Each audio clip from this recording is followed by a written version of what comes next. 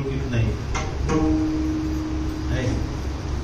परमात्म्याचं काय स्वरूप आहे हे आपल्याला कळलं पाहिजे.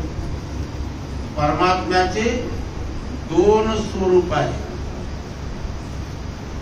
एक स्वरूप आहे आणि एक तटस्थ आहे. एक व्यक्त आहे आणि दुसरं अव्यक्त आहे. तात्विक लक्षण काय? आता वास्तविक परमात्म्याच्या ठिकाणी कोणतं लक्षणच नाही. काय?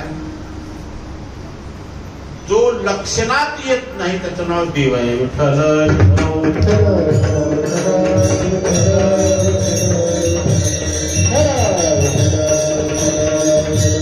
देव कसं आहे, असं आहे असं कुणाला अजून सांगता आला नाही. पुराणाला सांगता आलं नाही, शास्त्रकाराला सांगता आलं नाही, चारी वेदाला सांगता आलं नाही. त्या परमात्म स्वरूपाला जाणण्यासाठी भगवान वेद सरसावला, पण वेदालाही जाणला गेला नाही. वेद जाणून गेला पुढे मोनावला, ते गुह्य तुझला प्राप्त कैसी. परमात्म स्वरूपाविषयी